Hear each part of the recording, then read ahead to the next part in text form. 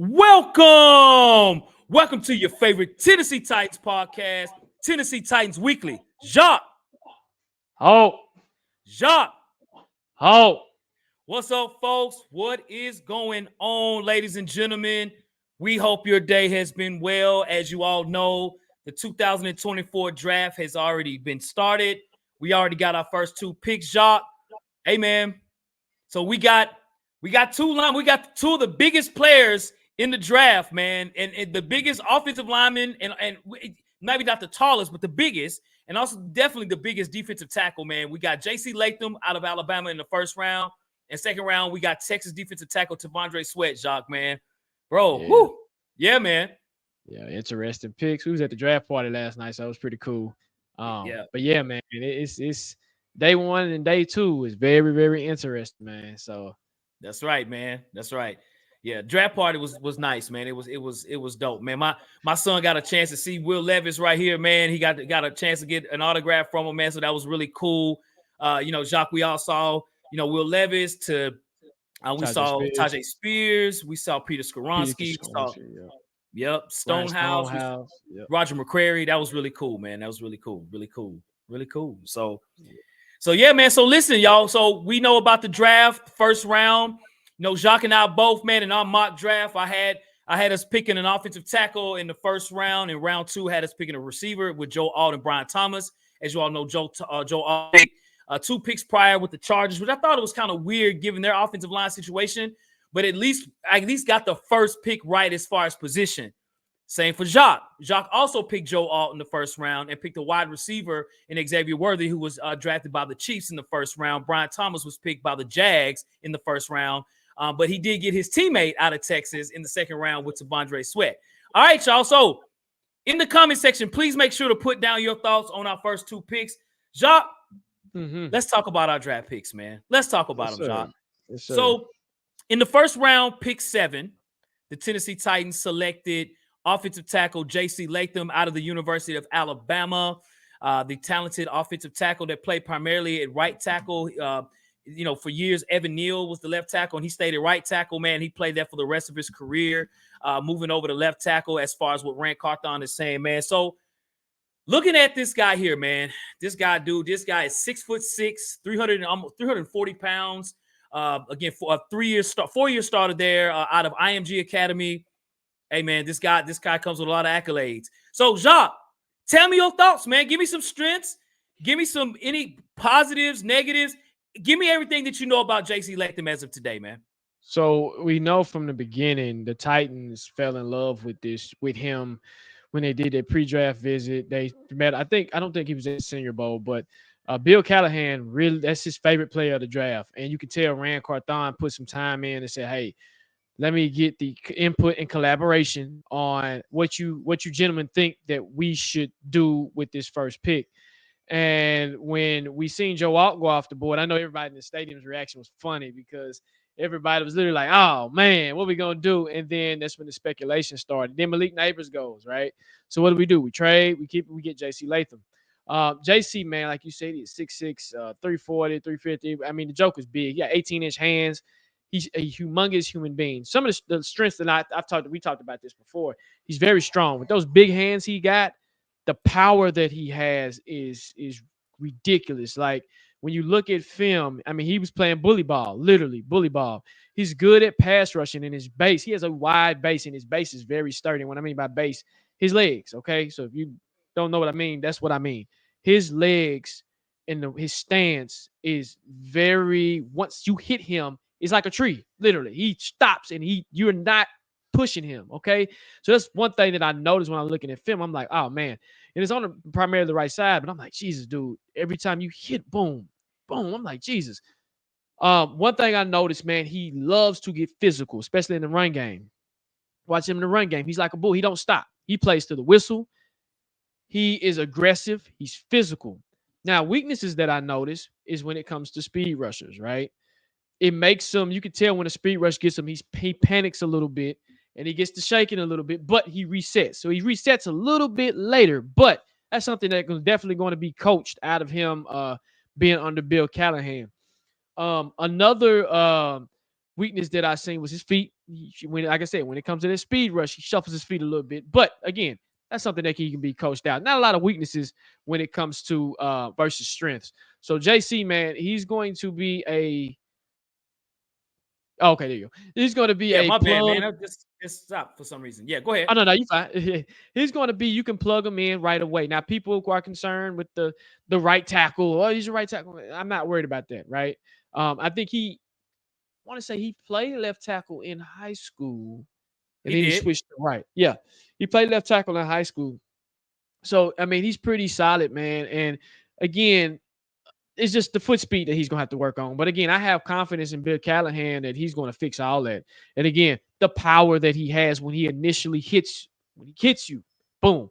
Another weakness that I can see is not really a weakness, but he's so physical that he can draw penalties, right? He is so physical. I'm like, okay, I can see where he can get a little handsy at times, and he's so aggressive when he plays towards the whistle. So that's something you got to be careful. But hey, that's my strength this week. What about you, Hawk? So, man, I'm gonna say this about JC Latham, man. Again, congratulations, man, to JC Latham, man. Coming all the way from Wisconsin, he lived in Mississippi. He's been around, man. And again, offensive tackle at the University of Alabama, big time superstar tackle there, man. So, congratulations to JC Latham, man. I'm gonna tell you this, Jacques, man. I was looking for a grill in the house, man. When you look at JC Latham, he got his grill. Tvondry Sweat got their grill. It must be big man grill day, bro. You know what I'm saying? This is unbelievable, man. Oh, okay. Sorry about that if you heard something. But yeah. So looking at this man right now, man, with JC Latham, you got a guy that's 6'6". He's massive. Looking at him next to Will Levis, man, he looked like Shaquille O'Neal next to Will Levis. And Will Levis is a tall, big guy, right? And he calls himself the Trench King. So if you're gonna call yourself that, you got to live by that. Especially when you're the person giving your own nickname, man. Hey, you got to live by it, man. So looking at what he has done, man, in college football as a right tackle, not only did he play in top competition at IMG, he played top competition in Alabama. Like, think about Will Anderson, right? Going against those guys, right? So that prepared him to play in major college football. Now, I got to see him in person one time when he played against my alma mater, Middle Tennessee State. I went down to Tuscaloosa to watch them play. I knew about him at that time. Not a lot of action at that time because MT didn't really have anyone really going at him, to be honest with you, man. I just knew, I was like, man, 65 is huge. That boy is huge, right? So some of the strengths that I see with JC Latham, man, is his ability to run block. Compared to, say, Joe Alt, I think he's a better run blocker, and he's meaner. Even at the point of attack, you see his hands. They said his hands were like 3 inches bigger than Olu Fashanu from Penn State. His hands are huge. Even when you look at this picture here, like you can just see, like this man's hands is ridiculous, and that's only going to help him in the NFL at tackle, right? As well, too, man, when you look at his career, he only allowed 2 sacks in his entire career at Alabama. So this guy was a 4-year start at Alabama. When you look at his low center of gravity as far as his base on run blocking, he's stellar at that. He mauls players. And I think for the Titans, man, this is something that we need. We need a guy. We need some nastiness on our offensive line. The last few years, we've had a lot of softies on the offensive line. So I give a lot of credit to him in being drafted here. I think some of the weaknesses that I see, man, is in his pass blocking. It's not bad because, again, he didn't allow many sacks. But I think if he goes against a lot of speedier linemen, defensive ends, and linebackers, I think some of his lateral quickness, especially around the corner, man, could be challenged because he's so big. He's so tall. He's big. Mm-hmm. He's not a superior athlete. He's not lean. Yeah. If anything, he could lose some weight. He could lose maybe 10 pounds, right? And because in today's league, and I think that's why Joe Alt was ranked higher than him, he's just not a lean athlete, right? So I think against speed, he could have some struggles in the NFL, right? But I think, again, with his power, he focuses so much on his power, which is huge. But I think he's going to have to adjust in the league as far as, just maybe losing a bit. When you look at the line, when you look at, you got him, you got Peter Skoronski, and you got David Cushenberry, the center, Lloyd Cushenberry. These guys here, man, on the left side, man, dude, those are maulers, man, right? Mm-hmm. He's going to add to that in the run block. But I challenge him in the pass blocking to see if he can be consistent in the pass blocking game, man. So that's what I think about him, man. All right, we're going to move on, Hawk. What about Tvondry Sweat from Texas? Give us some strengths and weaknesses on him. Tvondry Sweat, man. This guy here, man, this guy right here, he said, Nashville, I'm coming home, right? Grilled out. Hey, man, Tvondry Sweat, man, this guy here, dude. Let me tell you one thing about what I like about him, man, is he's accomplished, man. He's, first of all, he's 375 pounds, okay? There's a lot of nose tackles, rather be on a 3 technique, D tackle, whatever, that, you know, that might weigh that amount or whatever, but they run like 6 foot, 6'1". This guy's 6'4", okay? 6'4", 370 pounds. This guy is huge, okay? Tvondry Sweat is not only big, this guy is accomplished, okay? So he won the Outland Trophy, which is given out, to the top defensive interior lineman in the nation. He won that. He also was first team All Big 12, right? He also was Defensive Player of the Year in the Big 12 as a defensive tackle. How much more accomplished can you get, man? This guy here was all over the field, man. Played 14 games, was out there, man, just mauling people, man. And Tvondry Sweat is a first-round talent. And Jeffrey Simmons was really, really amped to see that he got drafted. The fans on Bleacher Report said the same thing, too, man. When you look at the Titans' second-round pick, most people graded him an A in this spot. JC Latham as well was graded a B. That's through USA Today. So that's from USA Today, but from the fans are really high on Tvondry Sweat. And we'll talk more about the media as far as Tvondry Sweat. But the positives I see from him is, again, that he's large. He's a huge human. He makes a lot of plays. To be Defensive Player of the Year, let you know, like, at the point of attack, Jacques, you sent me this video, man. This guy right here, this is doing the Senior Bowl, man. This man was manhandling people, man. You see this guy right here, man, that's a 350-pound lineman that he's pushing around, bro. Tvondry Sweat is a dog. JC Latham is a dog. We just got 800 pounds of dog on our team within these 2 picks. I'm a huge Tvondry Sweat fan, so I'm glad that we drafted him. I was looking for a receiver at the spot. I understand why we needed a D tackle. So as far as weaknesses, Jacques, I say 2 things. One, is Tvondry Sweat going to be a 3-down lineman? You know what I'm saying? Is he going to be there? Because even at Texas, he had struggles playing 3 downs, okay? I don't know if he's out of shape or he's way too big. Maybe for him to lose a few pounds. But I think that could be a struggle for him in a passing league, right? We're passing the football, and is he going to cause enough pressure up front to be out there and be worth it? You know what I'm saying? I don't right now think he's a 3-down lineman. I think he's going to have to lose some weight. And I think on the other side too, man, early this month, actually, he was arrested, for a DUI. They're saying he has had some character issues in the past. I mean, hope that doesn't bleed over, into the league, you know what I'm saying, or whatever like that. But, when you're in a draft, you got to look at everything. You know what I'm saying? Some things do play back. Some things do sort of rears in. Some people get over it and things like that. But I look at this as an opportunity for him, man, with Jeffrey Simmons and other guys that can put him under their wing and he can do something, man. This guy's a talent, man. We're lucky to have him in the second round, despite the fact of what others might think. You can't substitute 6'4", 370 pounds, winning first team All-American and Defensive Player of the Year, man. That says something. So what about you about Tvondry Sweat, man? The pick was, again, anything right there didn't surprise me. Like you said, we had receiver, but once I seen how the board is starting to fall, I'm like, it can probably go defense or not. I know I was talking to Big Mike, man, and we talked about it. Why we leaving the state? I said, man, them jokers might go defense, linebacker. I don't know. But Tvondry Smith, man, the strengths that I see with him, man, is his power, right? He's very powerful. Bull rush is amazing. And it almost kind of reminds me of, he just got that dog. Like you said, he's the dog when he got strong hands and he's real heavy. He's 6'4", right? 6'4", almost 355. That's the thing. Another little strength that I seen when I was watching film was in it. Jeffrey Simmons does a good job of this. Is getting your hands up, right? I don't know how many past PBs that Joker had, but every tape when I was watching tape, every time he turned around, hands up, boom, batting the ball down, boom, boom, boom, boom. And I'm like, man, I said, that's not bad. I mean, he's doing it.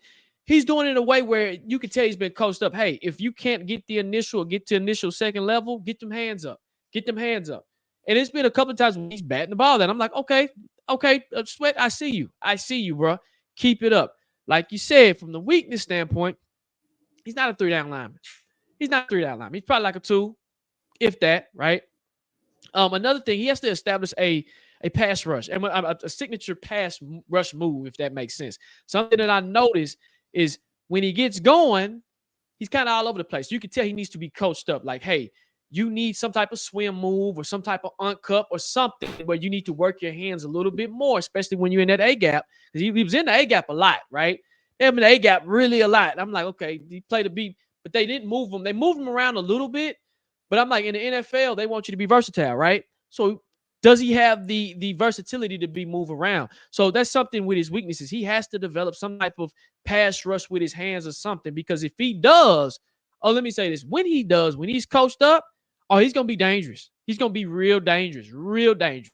He's a great run stopper, too. He can stop the run. I mean, when I was watching film, I said, oh, that joker just getting through there. When he gets his hands on you, he ain't letting you go. That's the thing. So one thing that I like is he's going to shore up those double teams from Jeffrey Simmons. So initially, when it comes to everybody's going to scheme for Jeffrey, okay, that allows a Sweat to get out there and do his thing. And then it's like, it's the concept of who do we double team on, right? Who do we double team on? So those are my strengths and weaknesses with him. Gotcha, man. Gotcha, dude. Gotcha. So Jacques, man, so with Tvondry Sweat being drafted by the Titans, of course, everyone is, when drafts happen, there's always going to be a grade, right? There's always going to be some press towards it and things of that nature. And I think you and I have been sort of, kind of been seeing some negative press about these draft picks, in particular Tvondry Sweat. And some people are even talking about JC Latham. A lot of people maybe wanted him, wanted us to draft a receiver and things. And then Tvondry Sweat with his some personal issues and things like that. Why would we draft him? Well, we got other needs. I mean, this guy's huge, dude. Look at this dude, bro. Man, that's another D tackle. That joker looks like a receiver next to him. So I just saw the picture and said, golly. So looking at this real quick too, Jacques, man, when you look at Bleacher Report, again, we are part of Bleacher Report, man. Make sure that you subscribe to us on Bleacher Report as well. Bleacher Report shows that they're giving Tvondry Sweat here in the second round a grade of F. They're saying some of the weaknesses is that he gives up his body to blockers too quickly and doesn't fire away off the ball and gets worn down with the tendency to play high. So tell me so far as what you've heard, as far as the negative press out there, as far as what you're hearing on the street. What's your thoughts on that, man? So when it comes to the fans and the media itself, it's more positive than negative, but you still hear the negative press, right? Especially with Tvondry, his DUI, right? His character issues. I know there was a couple of people that were talking about how they didn't like that and how the character issues can become a problem and this and that. Well, let's remember Jeffrey Simmons, right? He came into the NFL with a quote unquote character issue of the situation that he had. Hey, I'm not going to judge you by just one situation, right? I got to give you some grace. Yeah, you made a mistake.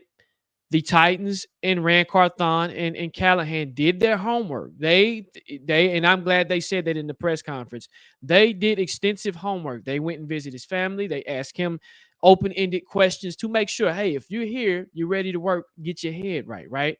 He has accountability partners around him. Jeffrey Simmons is going to hold that joker accountable. Something about the Titans organization, we don't have a lot of head cases, right? So this is a good place. And then Nashville is a good city where it's not like Vegas. It's not like one of those high-profile cities that you can get into some stuff. Don't get me wrong, but you're not going to get into something crazy. Yeah, put down the bottle, bruh. But it was right after the Titans visit, and they knew, okay, hey, you made a mistake. We get it, right? What are you doing? Are you focused on football or are you focused on having a good time? So when I see those particular negative comments, I'm like, let's take that piece out of it. And I understand it's a piece of it because it is a part of your profile, right? Everything that you do follows you in life. That just is what it is, right? But when I see certain people, we shouldn't have drafted them there because of that. Okay, that's fine. I know everybody wanted a receiver. Everybody's ideal pick there, we did it too, was a receiver, right? But if you look at the bigger picture, if you look at the scheme, if you look at what type of painting is painting, it's a hell of a pick, right? Let's go to JC Latham. We couldn't control that the Chargers went up and got Joe Alt. If you wanted Joe Alt that bad, you should have traded up and got him, right? You should have said, okay, well, we thought he was going to fall, but we may have an inkling that Chargers are going to do. Say, Chargers, we'll trade with y'all if they wanted him to be bad, right?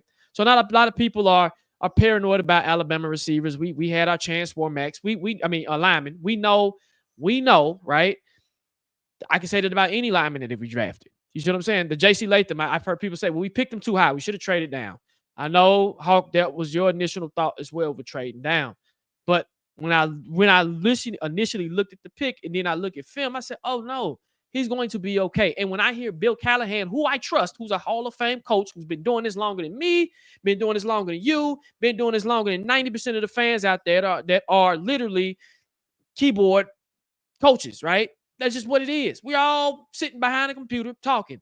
He's done this stuff. He knows what he's doing. He's coached for the Commanders. I ain't gonna say it. I think he coached for the Cowboys. He knows what he's doing. So when he tells me, and Rand is collaborating in a perfect way. Hey, Bill, you're an expert at this. What do you see? Who, in your opinion, after you watching film, watching tape, out of all three of these guys on our board, who do you think is the best lineman out of all of them? You would think he would say Joe Alt, right? Joe Alt. Okay, well, if you want Joe Alt, we're going to move up and go get him. We're going to get our guy. When he says JC Latham, okay, what do you see, coach? I see this, A, B, C, D, and E, F, G. Okay, I trust you, coach. I trust you. Now, like I said, a lot of the fans are on that same mindset, but then you have a lot of the fans that are not. So that's for me. What about you, Hulk? Great points, man. I would say this, man, as far as any negative press that he's receiving, and I'm speaking on Tvondry Sweat, man, is, it was a charge that took place a few weeks ago, man, and things like that. Players going to have issues and problems, man. And, right now, man, I'm going to tell you this, man. I look at it more on like, hey, this guy is a mauler, man, okay? And you draft him in the second round. And I look at the negative press. People are going to always have issues with who we draft or whoever drafts, right? That's just what the media is going to say, right? Even if we had drafted Malik Neighbors, you're going to have people that say we should have drafted this guy. We could have drafted whoever, right? So I think the negative press is more on like people are looking at something to complain about. So I'm starting to stay away from like Twitter and Facebook and those things, man, because it's toxic, right? Especially Facebook is toxic. And I look at it more on the fact of I just don't think the comparisons are fair. The negative, where it's outweighing the positive so much, where they're getting a grade of F because they're not talking about his play. They're talking about a DUI as far as they're grading him an F. When you look at why it scored an F, let's talk about the play. You can't say his play is an F, even at the second round. So that's the part that I'm kind of thinking like, man, you guys are really over-exaggerating why you're giving it an F because of personal issues. Now, this guy hadn't been he got arrested. Again, it was a DUI charge or whatever, but it doesn't take away from how he plays, man. You know what I mean? So grade him on how he plays, not from him getting a DUI. You know what I'm saying? Now, there had been some other character issues from what I hear, but I hadn't seen anything documented. You know what I'm saying? That's been documented. So that's kind of where I'm at with that, man. I mean, facts, no paper. Like you said, it's toxic, man. It's just people gonna have their opinions. People gonna have what they say. But so let's get into the excitement. How excited are you, or not excited are you with these picks, and what do you see them fitting in the scheme that we have? Man, I'm very excited, man. I'm more excited than I thought I would be, man. I say, man, I thought more than anything because I wanted a receiver at least in the first one of the first few rounds. But then you really look at it, it's like, man, they have trust in Calvin Ridley. They have trust in DeAndre Hopkins, right? And wide receiver at the end of the day, it's not a hole. They're not holes. I'm looking at it more for the future. But then you look at defensive tackle. Oh, we got plenty of holes. You look at linebacker. We got plenty of holes. Safety, plenty of holes. So that's kind of like, okay, we need to fill holes in these first two picks because we don't have a third round pick, right? So you need to fulfill that spot with something. So I'm excited that we've signed guys that are nasty and mean and grilled out. You know what I'm saying? Like Latham is a beast. Tvondry Sweat is a beast. We have been soft over the last 2 years, man. You know what I'm saying? I know we've had Derrick Henry running the football. He's his own beast. Outside of that, man, we have not been a tough football team. So I'm excited to change the narrative here a little bit, right? To say, you're not going to run on us and we're going to hit you in the mouth, right? We're going to control the line of scrimmage because the last 2 years, our offensive line play has been horrid. We've had 4 offensive tackles in 4 years. That says enough right there. We're going to stop that.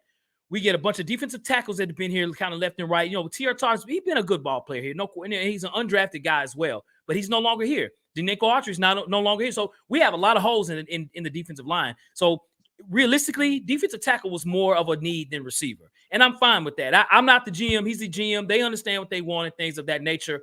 And I would almost say, too, if I could redo the mock draft, I would say pretty much for the rest of the draft nothing but defensive players, man. I really mean that, man. So that's where I'm at, man. How do you feel? Are you excited about the draft picks, man?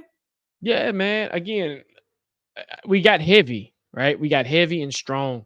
And I think with that, the direction that they're going, I loved it. I loved it. I love the picks. I know, again, Joel, JC, we got our left tackle, right? We got our left tackle, and we got a D tackle that you can pair with Jeffrey Simmons. That's going to be a hell of a combination once he gets his feet wet, right? Once he learns the game, because he's going to put on muscle. That's another thing, too. They're talking about his weight and everything. He's going to put on some type of muscle, man. It's just right now, I call it baby fat. That's his baby fat. He's gonna grow into he's gonna grow into his big boy muscles, and all of a sudden he's gonna look like Peter Skoronski. Peter Skoronski done put on his big boy muscles, right? So once he gets up to speed, the JC Latham, the pick, man, you just shored up the left side, right? That left side is heavy. We're trying to protect the young quarterback, and that was the goal that we were going to do. The receiver talk, like you said, man, we got something that we haven't had in a long time. We got D-Hop and Calvin Ridley. We tried it with AJ Brown and Julio Jones. AJ Brown panned out, but we didn't try it with both of them. We didn't have the both two-headed knockout, right? And so what I see is, too, the slot position, right? The draft is not over. We might get a receiver in the later round. I don't know, all right? But from a defensive perspective, you're just loading up, especially with the way our division is panning out. You have to look at the divisions, not just from the AFC South, but also from the AFC period.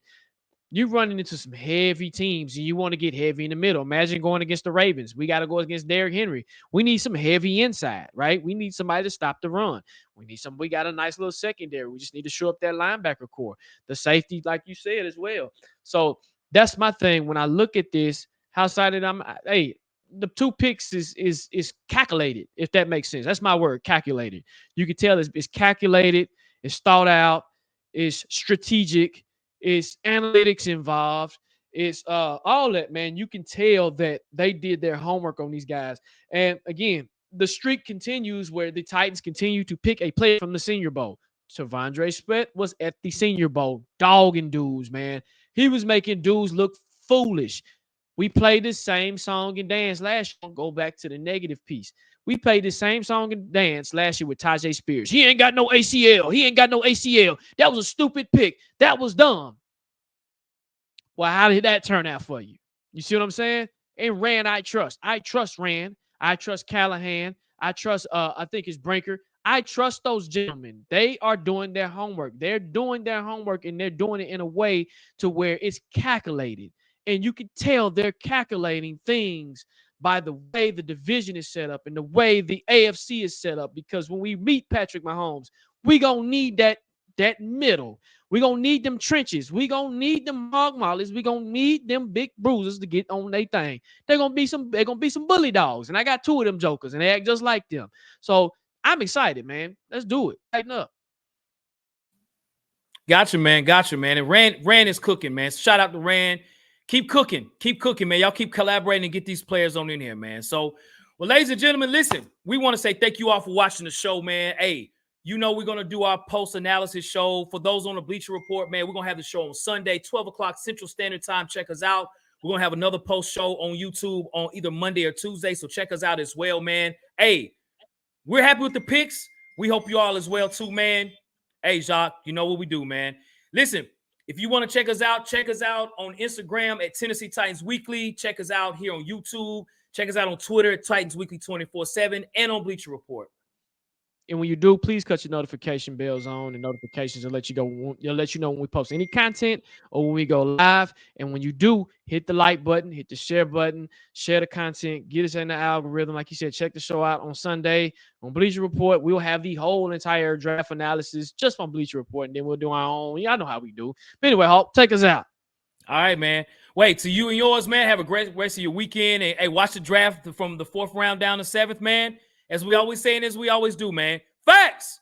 No paper.